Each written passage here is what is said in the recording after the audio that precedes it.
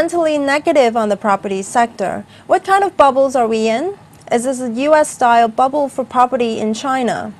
Well, I mean, it's a US-style bubble in that it's been created by vast amounts of cheap money, but it looks slightly different. So the US bubble was really driven by low-end mortgages being issued, whereas this bubble is really high-end speculation. So the debt dynamics are slightly different. So there's no real mortgage debt backing the Chinese property bubble.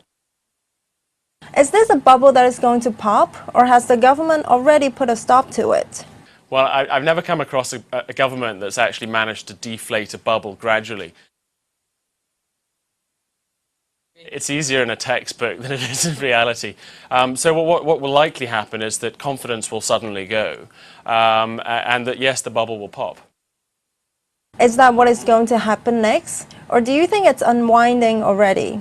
I mean, at the moment, the bubble is still very much inflated, and the government is now introducing various sort of restrictions to try and calm it down.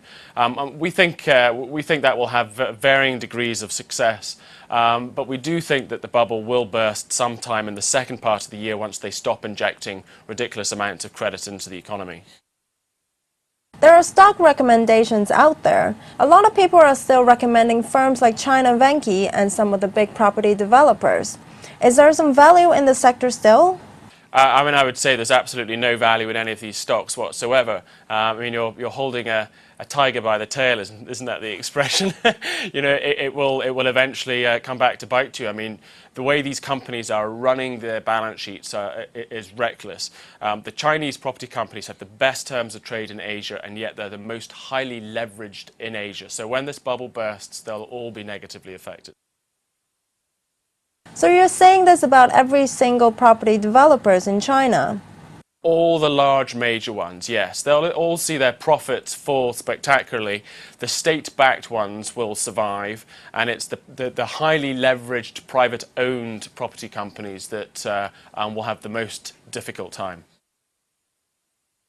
If this is the tip of the iceberg with a bubble bursting in the property sector, then the effect on the rest of China's stocks or other Chinese companies could be huge. True. Obviously, the effects, because property accounts for so much of the economy, it's way more than the US bubble did in 2000.